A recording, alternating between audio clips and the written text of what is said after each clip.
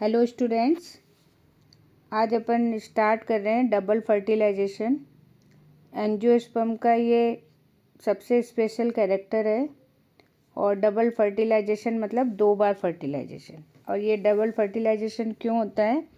क्योंकि जो एंजियोस्पर्म है उसमें एक की जगह 2 मेल गैमेट, ये आपको दिख रहे हैं डायग्राम में, तो ये 2 मेल गैमेट यहाँ बनते हैं, इसलिए इसमें डबल फर्टिलाइजेशन होता है। अब देखो, सबसे इम्पॉर्टेंट चीज़ क्या है कि ये सबसे पहले आप ये डायग्राम देखो। एंटीपोडल सेल है, पोलर न्यूक्लियस है, एग है, सिनर्जिड है।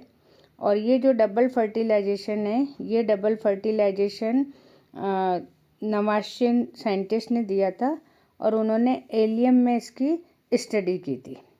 अब सबसे पहले देखो, ये जो फर्स्ट आपको डायग्राम दिख रहा है, इस डायग्राम में आपके पास में जो मेल गैमेट हैं वो मेल गैमेट फ्री हो रहे हैं और फ्री होके एक तो एग सेल से और दूसरा जो है सेंट्रल न्यूक्लियस से फ्यूज़ होता है। और इसमें देखो, जो फर्स्ट है वो फर्स्ट जाइगोट बना रहा है, जो फर्स्ट आपको दिख रहा है ये, और ये दोनों मिलके 2n जाइगोट बना रहे हैं। जबकि यहाँ पे जो आपको ब्लू वाला दिख रहा है, इसमें सेंट्रल सेल है वो मेल गैमेट से मिलके एंडोस्पर्म। तो एंडोस्पर्म क्या होता है, इसमें 3 या ट्रिप्लॉइड होता है, इसीलिए इसको अपन डबल फर्टिलाइजेशन और ट्रिपल फ्यूजन कहते हैं। अब देखो, यहाँ पे डबल फर्टिलाइजेशन ने प्रोसेस दिया है। After entering one synergid the pollen tube release 2 male gametes. तो यहाँ पे देखो 2 मेल गैमेट्स हैं वो एंटर करते हैं और ये कहाँ करते हैं? Cytoplasm of synergid. अब यहाँ पे देखो, हालांकि बहुत सारे वेज हैं लेकिन आपके एनसीईआरटी में नहीं बता रखा है। बाकी जो पोलन ट्यूब है अपनी, जो ये एग सेल है, इस तरह से 2 सिनर्जिड सेल होती हैं, तो इसमें यहाँ से भी एंटर कर सकती है, इसको रप्चर करके भी एंटर कर सकती है, तो कहीं से भी जो है पोलन ट्यूब एंटर कर सकती है। उसके बाद में देखो, नेक्स्ट अपने पास जो है ये जो न्यूक्लियस है, कई बार आता है कि सिनगेमी क्या है, तो जो फ्यूज़न है, एग सेल है या फिर अपने पास में मेल गैमेट है, इनका जो फ्यूज़न है, तो फ्यूज़न को हम क्या बोलते हैं? सिनगेमी। तो सिनगेमी, बस अगर आपसे पूछा जाता है तो आप केवल फ्यूज़न ऑफ 2 सेल्स कर सकते हो या 2 न्यूक्लियस।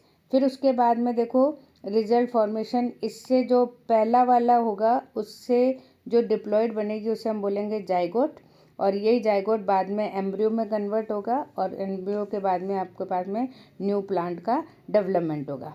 फिर उसके बाद में जो मेल गैमेट है वो दूसरे पोलर न्यूक्लियस की तरफ जा रही है और जो पोलर न्यूक्लियस है वो एक ट्रिप्लॉइड, ठीक है, प्राइमरी एंडोस्पर्म न्यूक्लियस। तो कई बार आता है कि पैन क्या है, तो पैन ट्रिप्लॉइड स्ट्रक्चर है जो बाद में किस में कन्वर्ट होगी? एंडोस्पर्म में। तो ये कंफ्यूज करने की ज़रूरत नहीं है। उसके बाद में एक तो प्रोसेस हो गई डबल फर्टिलाइजेशन, ये आता भी है what is double fertilization and triple fusion. तो ट्रिपल फ्यूजन क्योंकि 3 हैप्लॉइड न्यूक्लियस फ्यूज़ हो रहे हैं तो उसे तो हम बोलेंगे ट्रिपल फ्यूज़न, जिससे बनता है एंडोस्पर्म। और उसके बाद में क्योंकि 2 बार हो रहा है तो आप इस तरह से करेंगे कि फर्स्ट जो है उसमें मेल गैमेट है वो एग सेल से हो रहा है और उससे अपना बनता है एम्ब्रियो, और दूसरा आप लिखोगे कि जो मेल गैमेट है वो पोलर न्यूक्लियस से मिल रहा है और फिर बना रहा है एंडोस्पर्म। तो इस तरह से आप दोनों जो हैं दोनों रिएक्शन यहाँ पे लिखोगे। फिर the central cell after fusion become PEC, primary endosperm cell.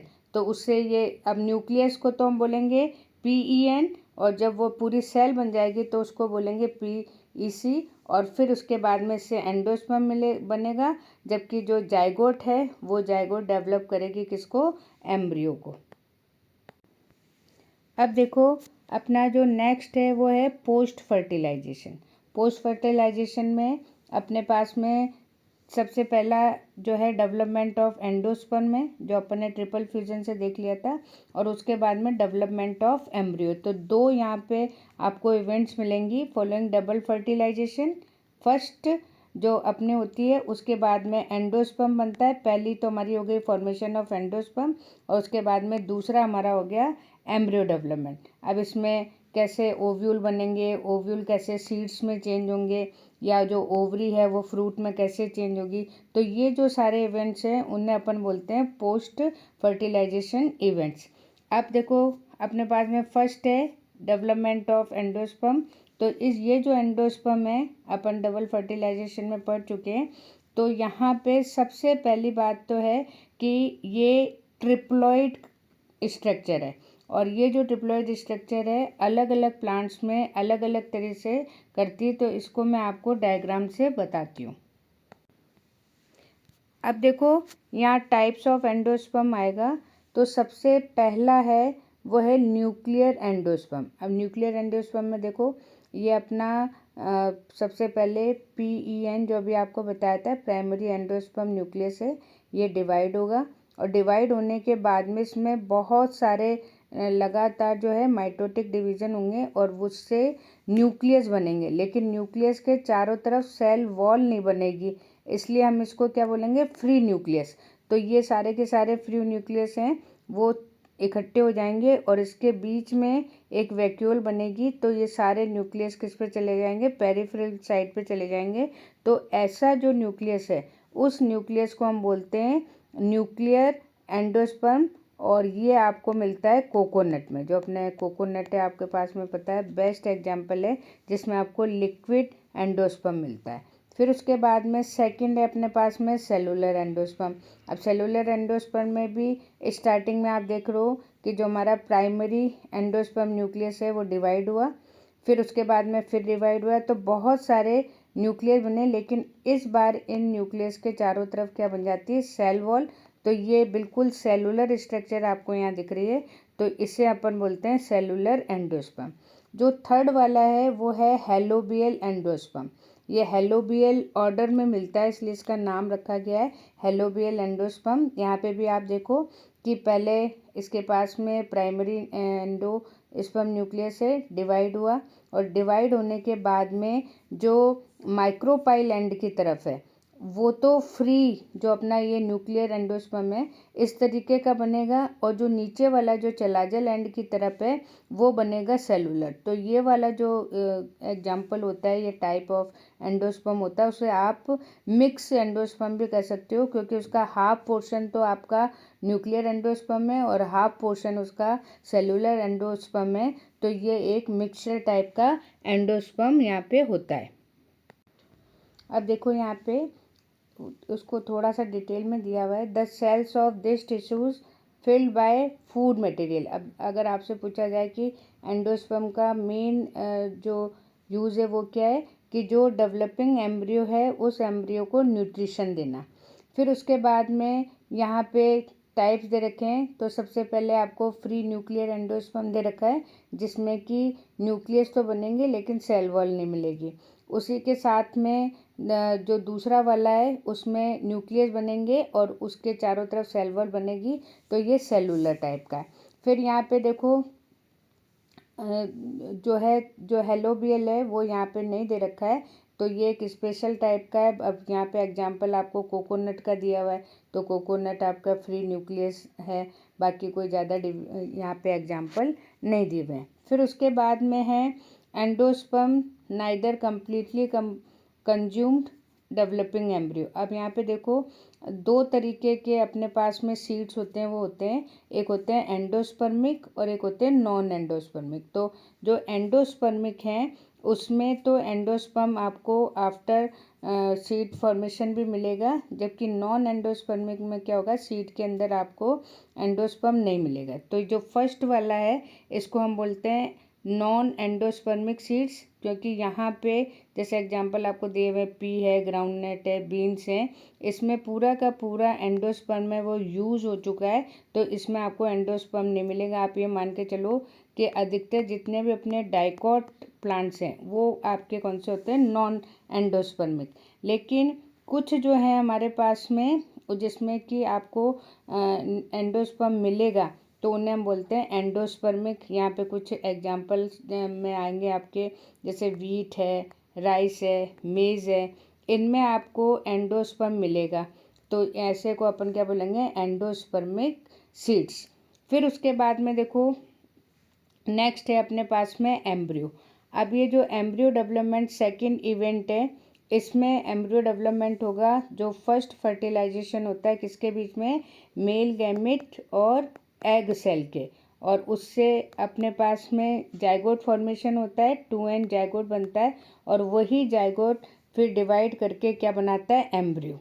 तो सबसे पहले माइक्रोपाइल एंड पे होता है, ठीक है। फिर उसके बाद में जाइगोट जो है कंटिन्यूस डिवाइड करेगा और फिर मल्टी सेलुलर स्ट्रक्चर बनाएगा। उसी मल्टी सेलुलर स्ट्रक्चर को हम क्या बोलेंगे, एम्ब्रियो। और इसके बनने वाली जो प्रोसेस है उस प्रोसेस को हम बोलते हैं एम्ब्रियोजेनेसिस। फिर यहाँ पे देखो कुछ जो है डायग्राम आपको दिए हुए हैं कि किस तरीके से जो है अपने पास में एम्ब्रियो का डेवलपमेंट होता है। तो वो आपको डायग्राम में यहाँ दे रखा है, बाकी इसमें आपको डिटेल नहीं दे रखी है। अब देखो ये जो एम्ब्रियो डेवलपमेंट है डाइकोट और मोनोकोट में अलग अलग होता है। और इसमें देखो सबसे पहले आपको ये स्ट्रक्चर दी हुई है जिसमें जब डबल फर्टिलाइजेशन हो जाएगा तो जो सिनर्जिट हैं वो दोनों के दोनों डीजेनरेट हो जाएंगे, एंटीपोडल सेल्स हैं वो भी डीजेनरेट हो जाएंगी, और जो हमारी एग सेल है वो किस में कन्वर्ट हो जाएगी, जाइगोट में, और जो सेंट्रल सेल थी वो किस में डेवलप्ड हो जाएगी, आपके प्राइमरी एंडोस्पर्म न्यूक्लियस में, जो होगा 3n। अब देखो सबसे पहले अपने पास में डिवीज़न हो रहा है, ये अपना जाइगोट है, ये जाइगोट सबसे पहले ट्रांसफ़र डिवीज़न करेगा, और ट्रांसफ़र डिवीज़न करने के बाद में यहाँ पे 2 सेल्स बनेंगी। एक अब आप इसको बोलोगे कि जो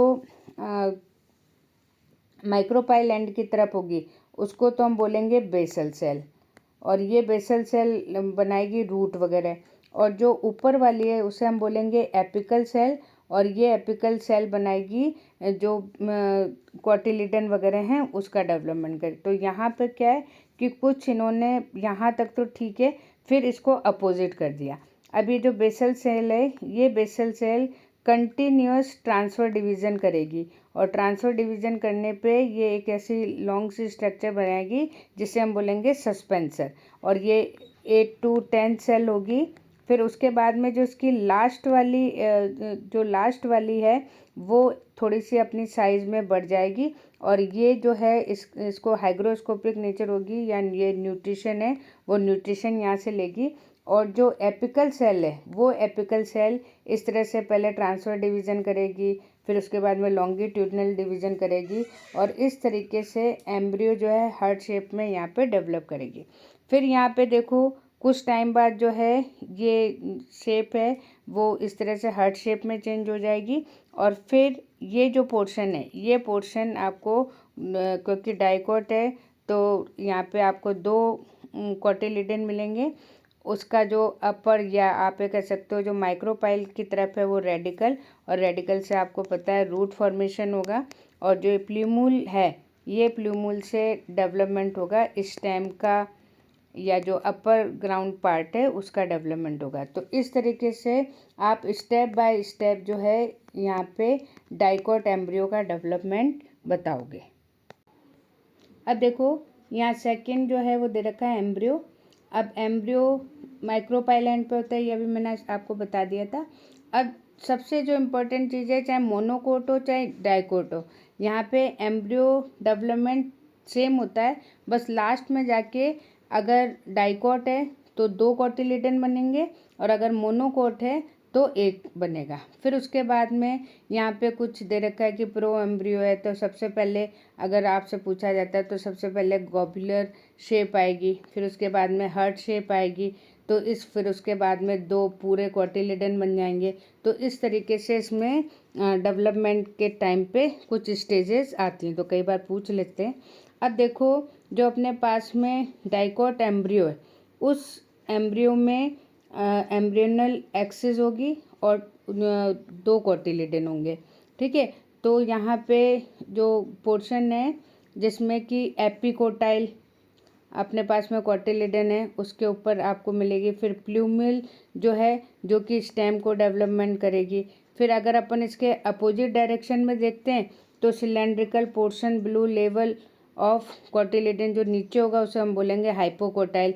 और फिर उसका जो लोअर एंड है वो रेडिकल या रूट टिप का फॉर्मेशन करेगा।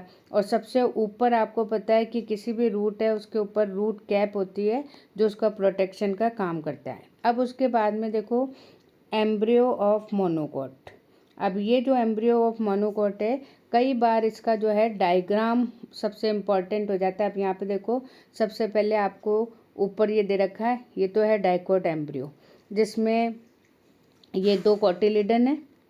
फिर कोटिलिडन के यहाँ पे यह प्लूमूल जो स्टेम बनाएगा। फिर उसके बाद में ये है रेडिकल, तो रेडिकल का लोअर पोर्शन है हाइपोकोटाइल और प्लूमूल का लोअर पोर्शन होता है एपिकोटाइल। फिर यहाँ पे रूट कैप है जो कि प्रोटेक्शन का काम करेगी। तो हालांकि ये इतना इम्पोर्टेंट नहीं है, लेकिन जो अपना मोनोकोट वाला एम्ब्रियो है, वो मोनोकोट वाला एम्ब्रियो बहुत इंपॉर्टेंट है।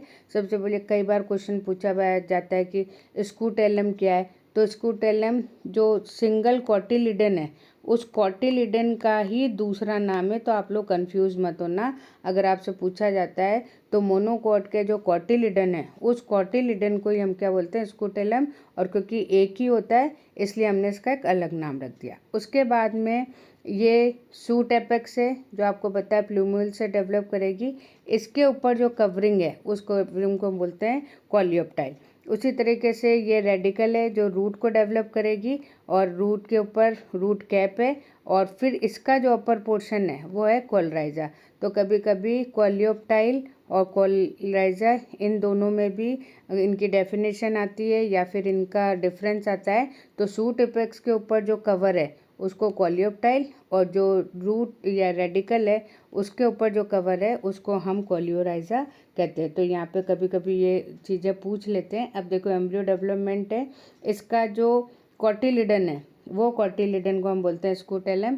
और ये जो आपको दे रखा है, कभी मोनोकोट की जगह आपसे पूछ सकते हैं कि draw LS of embryo of grass. तो ग्रास के नाम से है तो ग्रास भी आपको पता है मोनोकोट है, तो अगर ग्रास के नाम से है तब भी आपको बनाना है, या फिर मोनोकोट के नाम से है तब भी आपको यहाँ पे बनाना है। फिर यहाँ पे देखो towards side lateral of embryonal lower end of embryonal axis has the. अब देखो, अब ये वही चीज़ जो आगे दे रखी है कि रेडिकल, फिर रेडिकल के ऊपर रूट कैप और इस रूट कैप के ऊपर एक कवर होगा अनडिफ्रेंशिएट शीथ, उसको हम बोलेंगे कोलेराइजा। फिर उसके बाद में portion of embryonal level of attachment scutellum epicotyl. और एपिकोटाइल जो है वो सूट एपेक्स या प्लूमूल होगी।